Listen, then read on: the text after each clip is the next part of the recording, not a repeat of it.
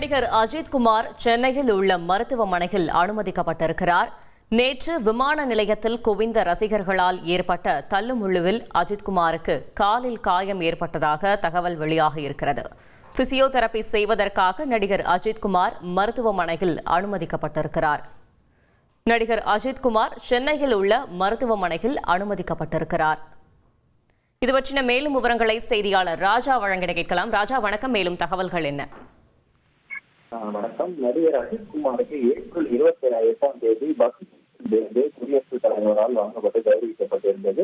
அதற்கு பிறகு நேற்றைய தினம் டெல்லியிலிருந்து சென்னை திரும்பிய அவர் ரசிகர்கள் மற்றும் ஊடகவியலாளர்கள் அனைவரும் கூடினர். அங்கே ஏற்பட்ட தள்ளுமுள்ளு காரணமாக நடிகர் அஜித் குமாருக்கு காலில் லேசான காயம் ஏற்பட்டதாக தகவல். மேலும் இதன் காரணமாக பிசியோதெரபி செய்வதற்காக சென்னையில் உள்ள தனியார் மருத்துவமனையில் தற்போது அவர் அனுமதிக்கப்பட்டிருக்கிறார். மேலும் டிஸ்சார்ஜ் செய்யப்படுவார் என அவர் தரப்பில் விளக்கம் அளிக்கப்பட்டிருக்கிறது. கருத்துப்படி எந்த ஒரு பிரச்சனையும் இல்லை என நடிகர் அஜித் குமார் மேல அவருக்கு கூறப்பட்டிருக்கிறது. அவர் இன்று மாலை டிஸ்சார்ஜ் செய்யப்படுவார் என தெரிவிக்கப்பட்டிருக்கிறது. அதனால் அவர் யாரும் பயப்பட தேவையில்லை என தெரிவிக்கப்பட்டிருக்கிறது. தகவல்களுக்கு நன்றி ராஜா.